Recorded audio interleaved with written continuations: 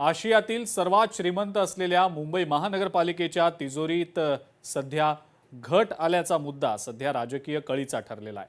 निवडणुकीत सत्ताधारी आणि विरोधक या दोघांनीही तिजोरीच्या मुद्द्यावर एकमेकांवर आरोप प्रत्यारोप केलेत। एकेकाळी 90,000 कोटींच्या पुढे गेलेल्या मुंबई महानगरपालिकेच्या मुदत ठेवी या सध्या केवळ 80,000 कोटींवरच आलेल्या आहेत आणि याच मुद्द्यावरनं मुख्यमंत्री देवेंद्र फडणवीस आणि उद्धव ठाकरे यांच्यामध्ये सध्या तूतू मैमे चा कलगीतुरा रंगल्याचं दिसतंय।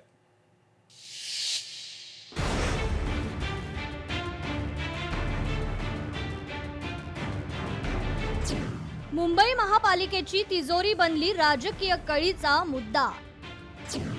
सत्ताधारी आणि विरोधकांचे आरोप प्रत्यारोप। मुदत ठेवी 90,000 कोटींवरून 80,000 कोटींवर आल्या।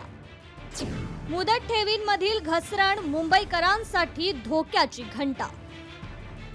एकेकाळी 90,000 कोटींच्या पुढे गेलेल्या मुंबई महापालिकेच्या मुदत ठेवी आता तब्बल 80,000 कोटींवर आल्या। मुदत ठेवींचा वापर मोठ्या प्रमाणावर विकास कामांसाठी वापरला जात असल्यानं मुदत ठेवी गेल्या 2-2.5 वर्षात कमी होऊ लागल्या। मुदत ठेवींवरून पालिकेच्या आर्थिक स्थितीचा अंदाज येत असतो।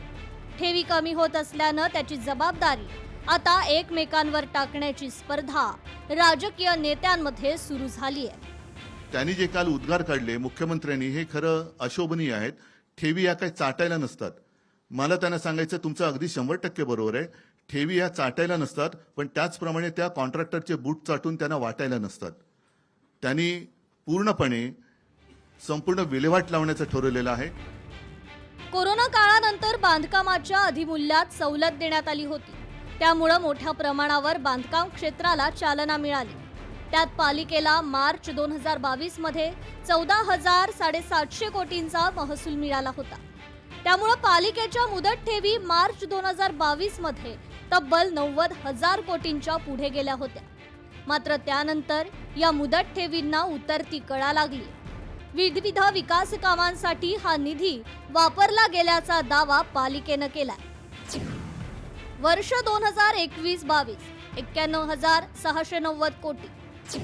वर्ष 2022-23 86,401 कोटी। वर्ष 2023-24 84,824 कोटी। वर्ष 2024-25 81,774 कोटी। वर्ष 2025 जून पर्यंत 80,740 कोटी। मुंबई महापालिकेत गेली 3 वर्षांपासून प्रशासकीय राज आहे। पालिकांचं मुदत संपल्यानं तिथे नगरसेवक किंवा महापौर नाहीये। पालिका अधिकाऱ्यांना पैसे खर्च करण्याचे हक्क आहे। गेल्या काही वर्षात पालिकेच्या मुदत ठेवींना ओहोटी लागल्याचं चित्र स्पष्ट होतंय। मुंबईकरांसाठी ही धोक्याची घंटा आहे। ब्युरो रिपोर्ट, लोकशाही मराठी, मुंबई। लोकशाही मराठी ऐका, पहा, जागरूक रहा।